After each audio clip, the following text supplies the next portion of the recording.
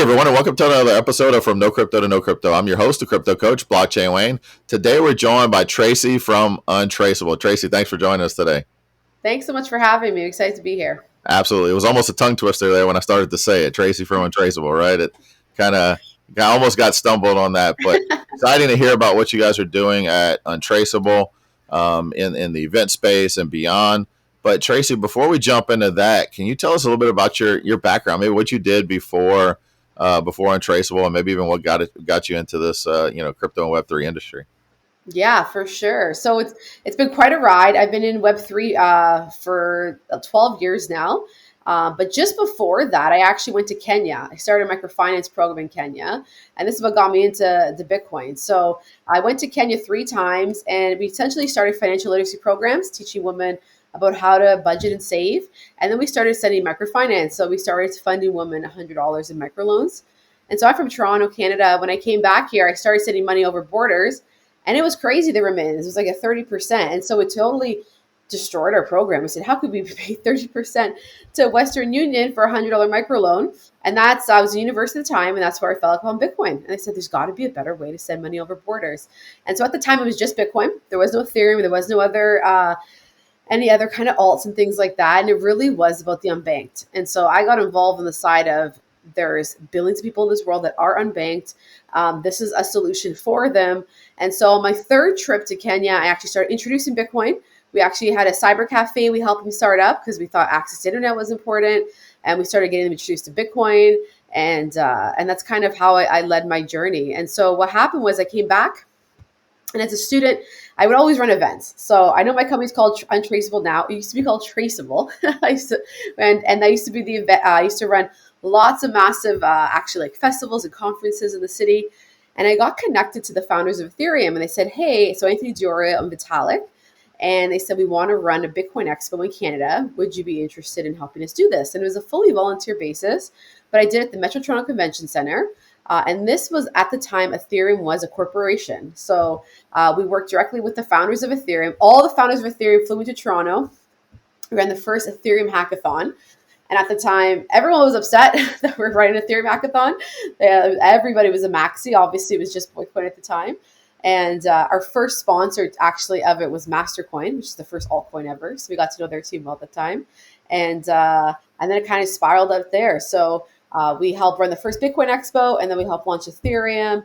And then I got to work on some other cool projects with Vitalik and Anthony, Roger Ver, Charlie Shrem, all these OG kind of guys. It's called CryptoKit. So it was an in-browser wallet that was, it's like MetaMask, but it was for Bitcoin at the time. And so we ran that project and a few others. And like everything in crypto, everything gets crazy as prices go up and down. But it's been a wild journey. So that was a bit of an insight of the early days for me. Nice. That's an exciting intro to crypto. I'm a bit jealous actually to hear all that. I was doing a different type of business with some people in the Philippines in 2013, and you think I would have listened when someone said you should look into Bitcoin. At that point, I was like, nah, whatever. That's just a fad. Kind of a bit of regret now because it took another 3 years for me to get into it. It's tough. You know what? You can't regret anything. Even back in the day, I did get in early, but you sell it. I bought so many things in Christmas with Bitcoin. I have the most expensive panini maker in the world. It's like literally $80,000 now. It's like this big. You have no idea. It's like I can't even put a panini and make it. I have the most expensive spice rack. I have pillows. There's regrets for why I spent things. I remember when Bitcoin hit $1,000. These guys, I was pretty much the only girl at the time. There's a few of us, but mostly men. And popping champagne. Couldn't believe this digital money made $1,000. People were selling it like crazy. I think about that room now. The people probably really regretting selling the $1,000 Bitcoin, but it's the moment of the time, and it's people right now are going to regret not being it now. So. Yeah, I love that because most people today are like, God, I wish I would have got in early.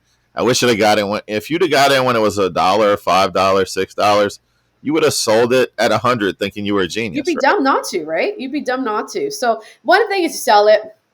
That hurts. What hurts more is you lose your keys. That hurts. What hurts gets stolen. That hurts. There's so many things. So I lived through Mount Gox. I remember when Mount Gox happened. All the news. So I basically had a marketing operations for a place called Decentral. It was a home for decentralized technology. It was this house that we had. That's where Ethereum started out of.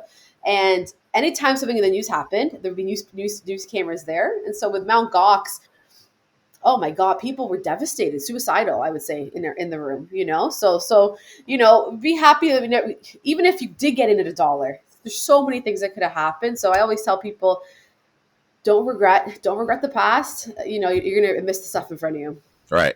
Absolutely. That's a great quote. And yeah, I mean, there's so many different things. That's kind of why I started doing what I do as well, is because people need to understand some of these lessons, these hard lessons of losing your keys, falling for scams, and Yeah, the scam is worse. I've definitely become known in my community as the crypto girl.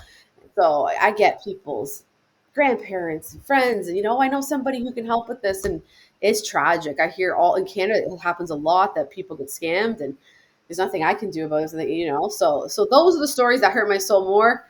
We sold stuff at $100. It sucks, but it's okay. We're gonna learn from it. Yeah.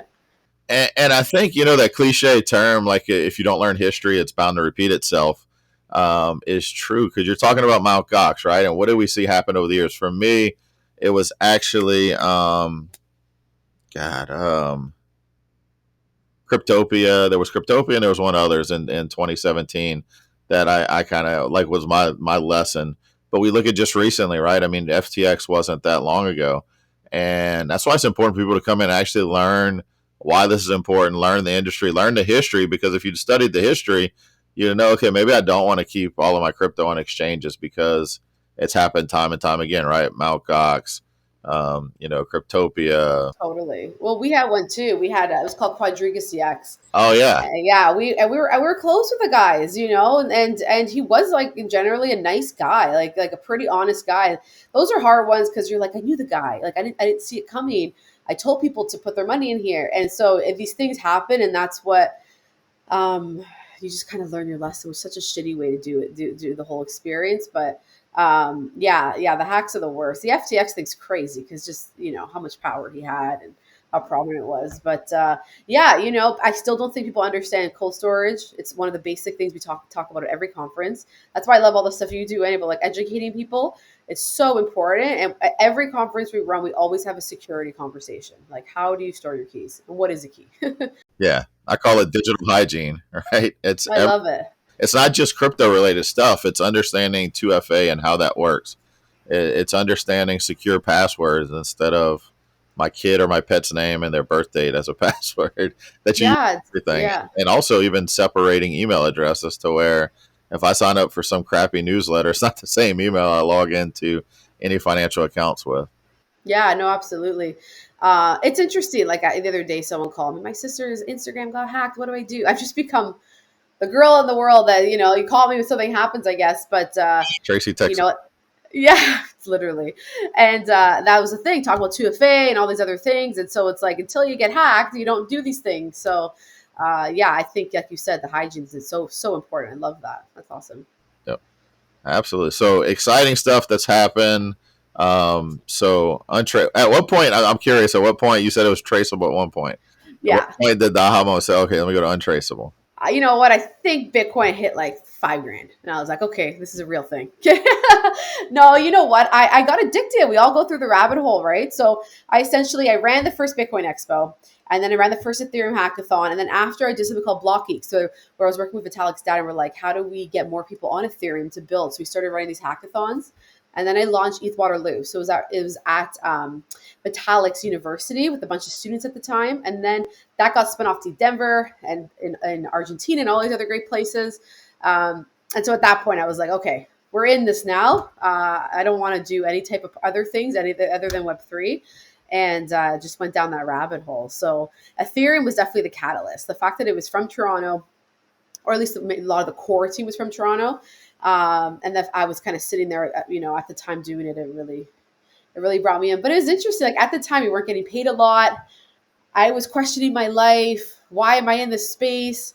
The audience that was around me, it was a lot of libertarians. And so it was a lot of anti-establishment, like screw the government. Like we have these volunteer meetings and we would talk about like 9/11 being like a conspiracy and like all these like I would have to like try and coordinate like all these volunteers to be like, let's stop talking about conspiracies and let's get down to what we're here for. And so I definitely questioned my life a lot of times and I was very upset at who I am. My parents didn't know what I was doing. Every time they heard about Bitcoin, it was money laundering, hostages in Nigeria. Like it was like the weirdest stuff. So I took it off my resume at one point. I took it off LinkedIn. I said, I gotta get away from this. And then Ethereum ended up going. So then years later, Ethereum started hitting big, and that people said, "Oh, remember that thing you were part of? It's huge now." And that's when I went back on LinkedIn and I went blockchain, blockchain, blockchain. You know, the word blockchain came up. It was like that was also not a word before. Um, so it's been an emotional roller coaster, and I think a lot of people go through that in crypto. Is they think it's an amazing now, and then it's a downside, and they why did I do this to myself? And it always works out in the end. I think. Yeah, periods of doubt and Yeah, needing reassurance, and I think each yeah, cycle. I mean, you've been in more cycles than me, so but I think each cycle it's kind of been the later ones just they don't affect me as much, right? It's yeah, you're rock solid in your belief. It's like, oh, it's just part of it. Let's just enjoy the ride, or yeah. something was going to cause this to happen. So uh, Yeah, exactly. It's interesting now that Trump's in power and it's like on the political agenda. It's so obvious, right? And we're so proud of it, but it's not. It might not always be like that too. So yeah, it's definitely been a ride. Being in events is interesting because every event we learn about what are the new topics, what are the people talking about, where's the money at, who's sponsoring, and so we've got to learn a lot of things along the way. And so definitely were years where crypto was the worst word. You never use crypto. It was blockchain, blockchain. And then blockchain wasn't a word. It was all Web3 and it was all NFTs. And then that wasn't a thing. So it's interesting. We are now in the phase of AI. Now it's like I can't get on a call with someone talking about some type of agent they're building somewhere. So it's crazy these cycles, and it's just you have to be able to move with the times because it's what we talked about 5 years ago is not talking about now. no, and the amount of time you've been in the space, I say 5 years in the industry is a long time, and it Yeah, probably seems like decades for you. yeah, yeah. It's like now it's like every 5 months it's changing. Like the meme culture right now is blowing my mind. I can't believe it. Yeah, likewise. I'm still trying to wrap my head around that. Well, I am actually going down the AI agent rabbit hole on the crypto side. I'm comparing two build outs right now of agents. One using Virtual's protocol, which is a crypto project, and another one using Venice, which is a crypto project, Venice AI. Cool.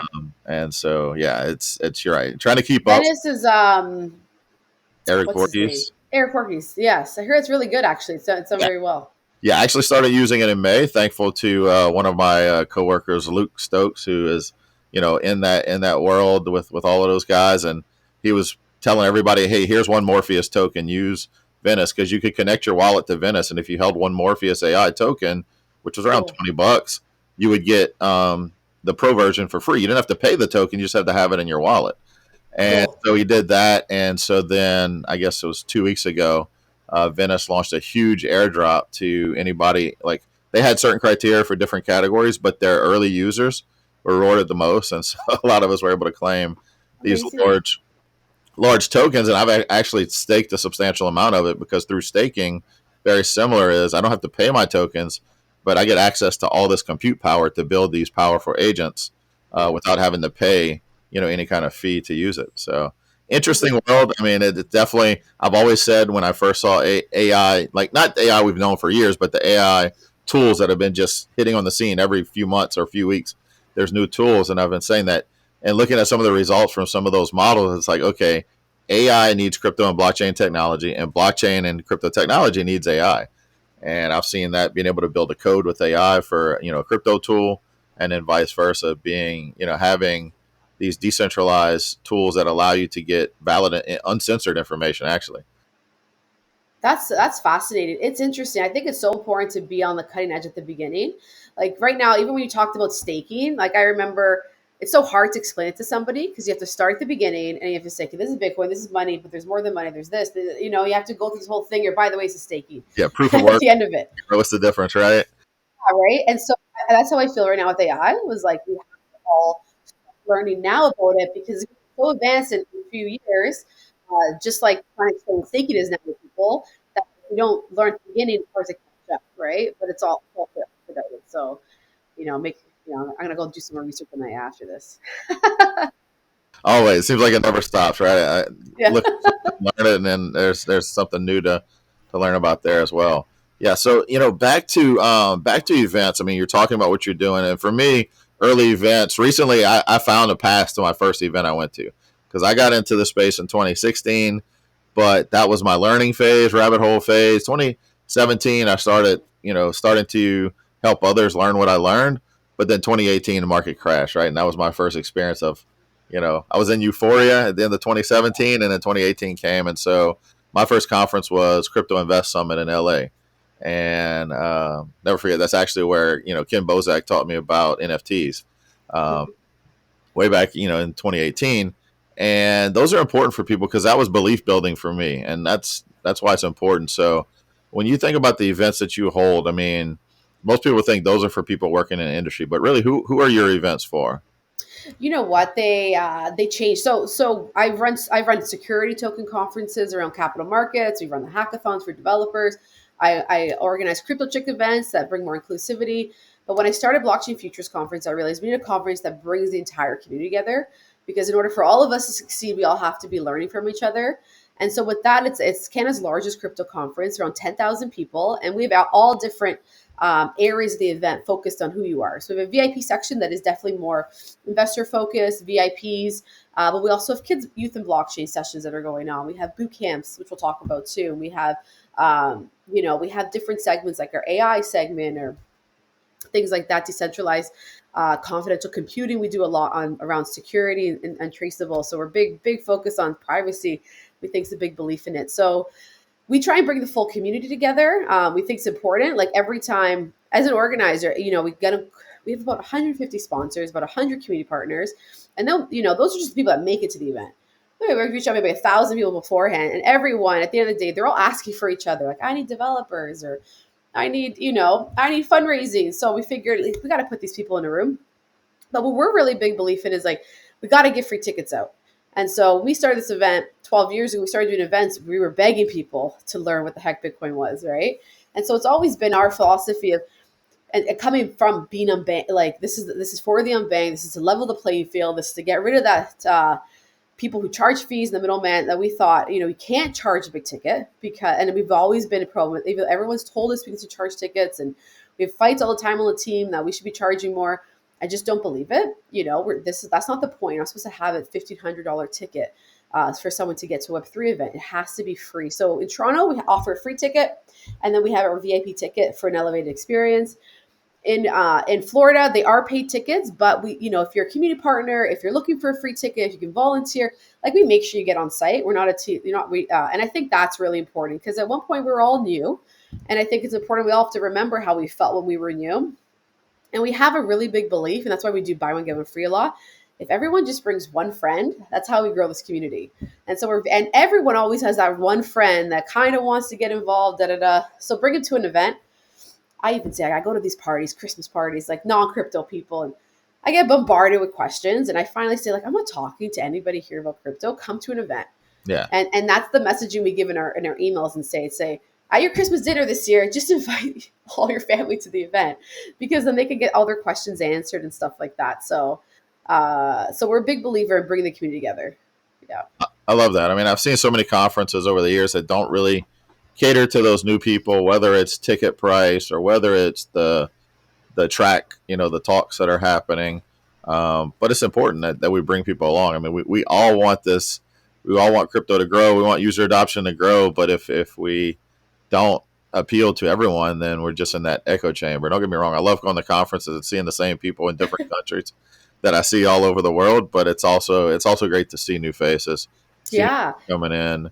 You know what? The blockchain bootcamp's always been interesting, because we always ran it being like, yeah, that's our student section.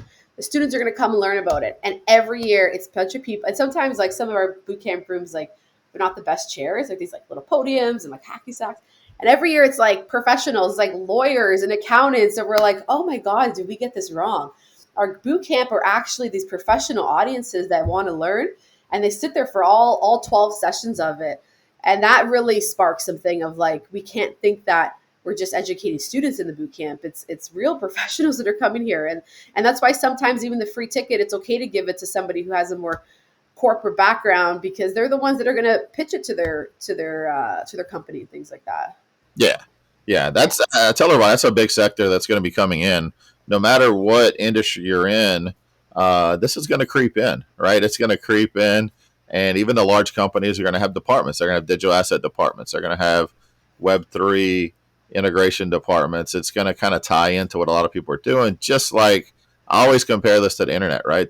20, 25 years ago, there were certain companies that were online companies or internet companies, and now we don't even use that term anymore because everybody's online, right? And I think it's going to be the same concept there in several years. So it's I agree. It's interesting. So I kind of said this to the company. So we got acquired recently, and I said, back in the day there was internet conferences. There were lots. You can go online and see all the old internet conferences. I said, is there even going to be a Web3 conference in the future? Or is it just going to be in every other event? Because there's not too many, like there's Web Summit, sure, but there's not like the internet conference like there used to be where they have like infrastructure on the internet and whatever, all the subjects they'd have. So that's why we are now focusing on trying to bring Web3 to Web2 events in some sense, and incorporating it because I'm a futurist. I do believe in the future, and I think in 10 years there might not be as many crypto Web3 just generalized events. I think they will be just incorporated in every event.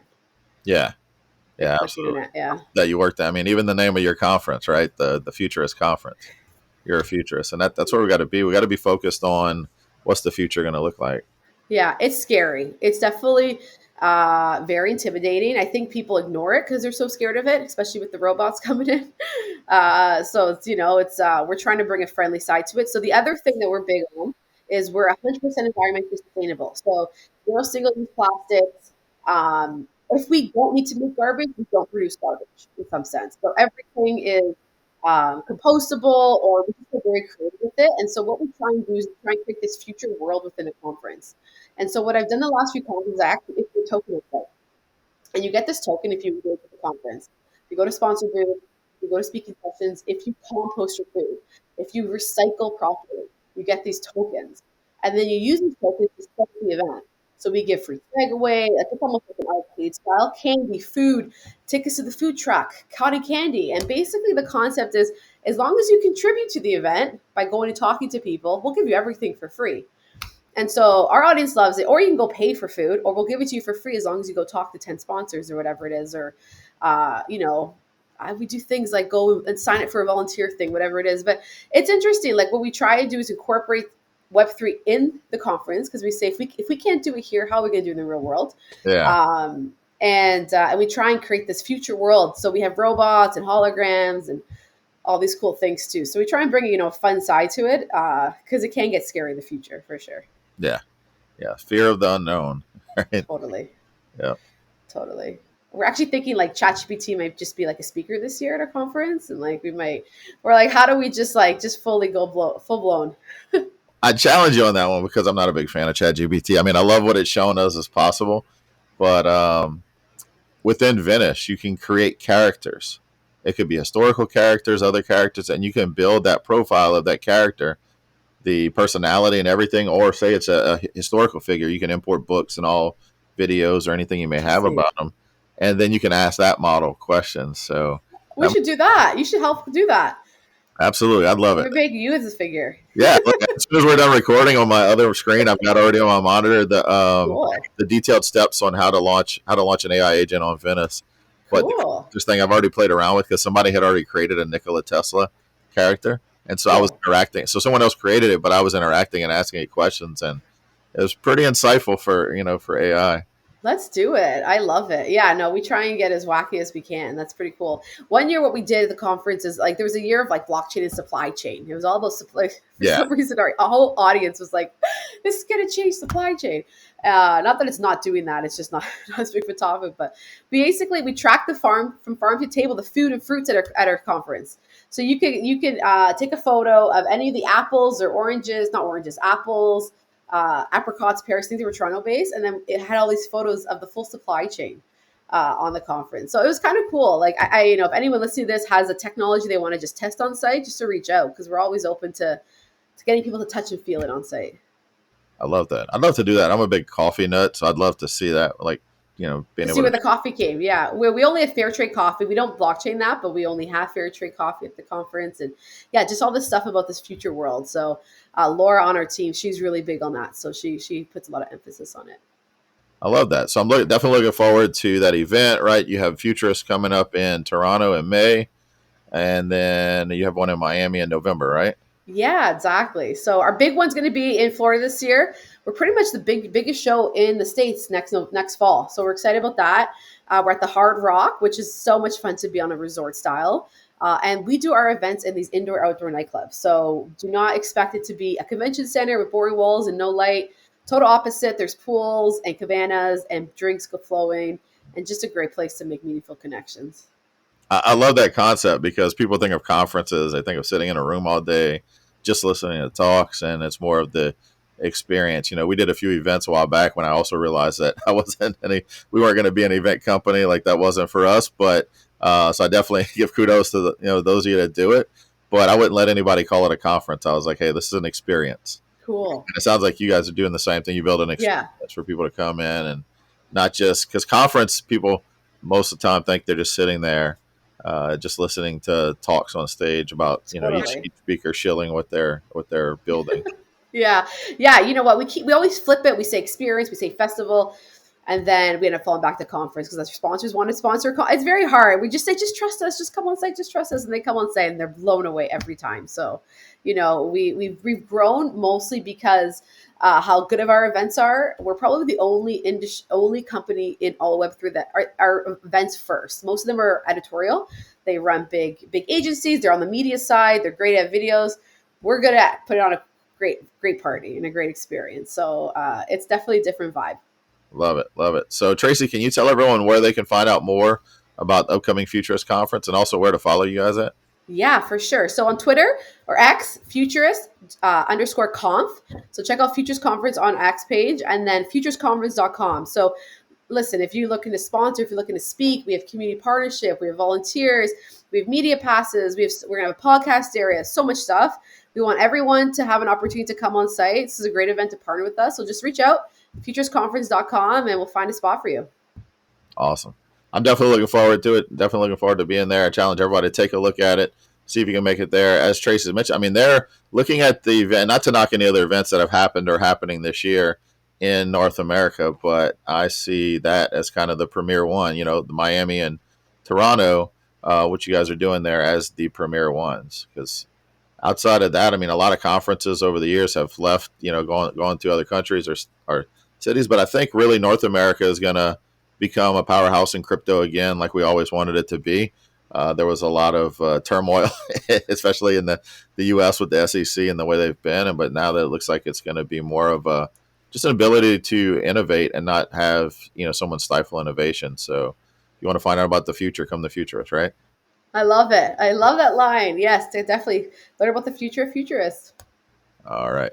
Well, Tracy, that's pretty much it. As we wrap up, is there anything else you'd like to share with our audience before we end this? You know what? That's I always say this line a bit. When I got involved in Web3, I have pink hair. You can't see too well. I have pink hair. I was the only girl in the room. I wasn't in capital markets. I wasn't a developer. I found a way to get involved. I found a way to make a difference. So don't ever make anyone make you feel like you don't belong in this industry. There's a spot for you. You just kind of got to find your crew sometimes to fall in love with it. And you can make a difference, and it is going to change the world. So anyone listening to this, it's already one step closer to being one of those change makers. So that's about it. And thanks so much for having me, Wayne. Awesome. I love that, Tracy. Thanks for joining us again today. Thanks, everyone, for listening, and we'll catch you on the next episode. Take care, everyone.